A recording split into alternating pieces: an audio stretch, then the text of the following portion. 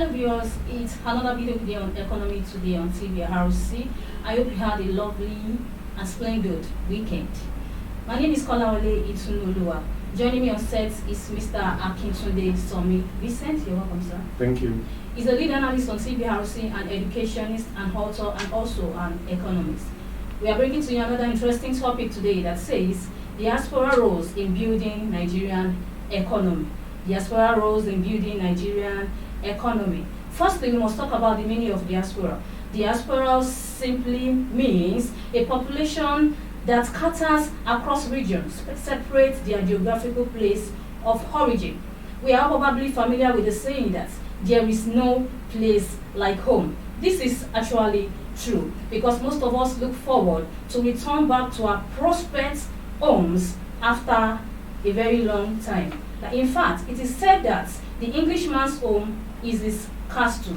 But why do you think Nigeria is in diaspora? That is, people scattering across the border, refusing to come to their homes. Simply because Nigeria has been facing a lot of economic issues in so many aspects, which includes inadequate infrastructural facilities, inadequate electricity, that is the inflation's employment, inflation that results in rises of goods and services, which has been causing a lot of economic issue. So today we are going to be talking about how we can face this issue, how we can fix the issues that Nigeria is facing right now. So I'm going to be welcoming my guest one more time on set.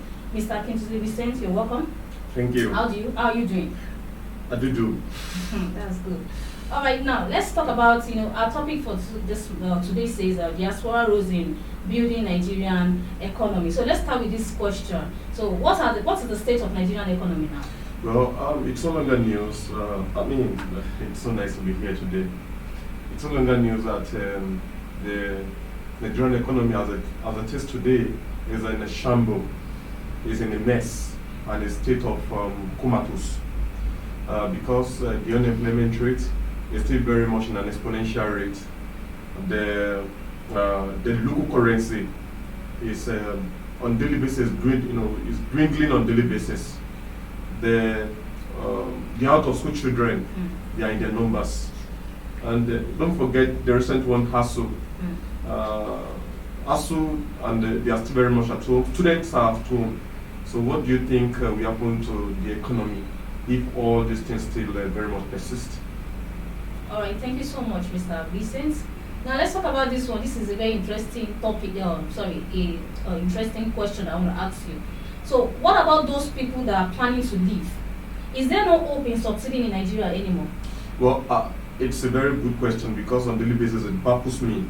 When you go to the immigration centers on daily basis, you see the number of those who are applying for documents, for their traveling documents, sure, which is very much it's unlike of other countries. People want to remain in their country and develop their country. sure. But the case is different in this. In Nigeria, if chance is given to the citizens of this country, and if all the borders are opened, virtually all of them want to take their leave. Sure. Because the burden is so unbearable. Some could barely get their 3 square meal. In short, some on the strike has become the order of the day. People are always want to go on natural fasting. They just because it's not as if they feel like they want to do it, but because they just can't. The means of survival is not just there. So the means of survival it's a little bit slim. The people virtually have resorted to everything is always on God. It's God and God the factor. So that's the case. It is well with us. So in what percentage has Nigeria contributed to GDP, that's gross domestic product? Yeah, recently, as at 2018 till date, I think they've been able to contribute in, I think 4%. They've been able to contribute 4% to the gross domestic product. They're actually doing their best, but there are so many factors militating why their best is not actually good enough. And the factors include the level of insecurity that is currently ravaging the land, the level of unemployment that is currently still very much, like I said in the paraphrase, and it's still very much the order of the day, and so many other factors. But ultimately, no country will do well in a violent atmosphere. So if there's no peace in the land, investors will not be enticed to come to operate. They will not, because life is very essential.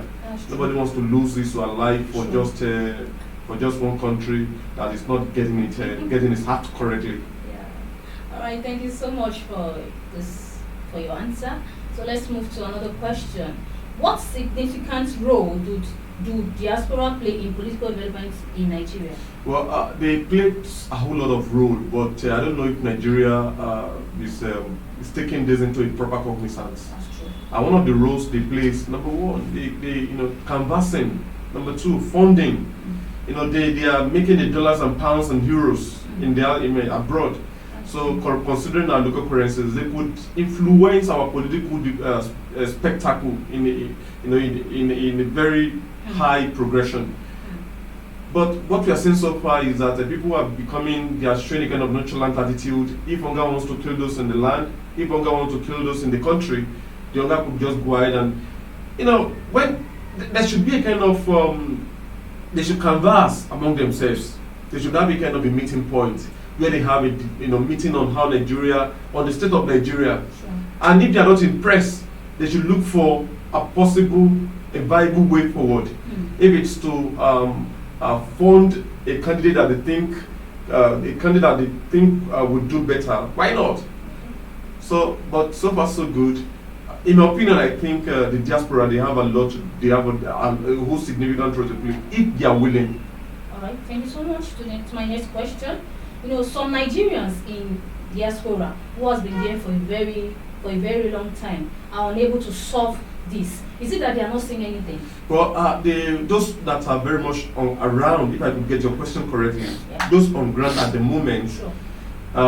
So many, some of them, they've been in diaspora for time being now, but not that they are back home. There's a kind of a peculiarity with our political terrain. It is always the game of cartels, like group of people coming together. So most of the time, if you did not belong, if you are not among those what's it called, those groups, your voice will not be heard, which is very bad. We have so many political economists in this country.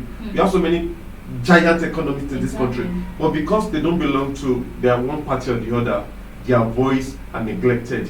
Whatever they are saying doesn't really count, which is very terrible. Wow. So what kind of environments would entice Nigerians in diaspora to return home? Very simple, enabling environment. Enabling environment. Environment where a peaceful atmosphere, environment where governance is gotten correctly, an atmosphere where unemployment has become has been brought to the barest minimal level. Environment where there's no issue of banditry, no issue of kidnapping. If all this could be put in place, I tell you most solemnly, the economy will jack up in a very high progression. All right, thank you so much. Before we draw the curtains for today's program, I would like you to give like a piece of advice to the federal government and state governments for us to eradicate this issue. Well, my advice to the government is that they should create an enabling environment, like I said. And for those in diaspora, they should never, there's no place like home. That there's popular saying in Yoruba parlance that says that the stream that forgets its origin, they get dried up. So Nigeria is ours. So we need to think of how to make the country better for all our sundry. We need to make sure, at the point where once giant of Africa. So nothing is stopping us from becoming giant of Africa, because we have the human capacity, we have the human resources to thrive and to make this country great. All right, thank you so much, Mr. Akinsude Vincent. Thank you for honoring our invitation once again. So viewers at home, I believe you enjoyed the program for today. I see you, your presenter, Kolawole Itununua. See you next time. Bye.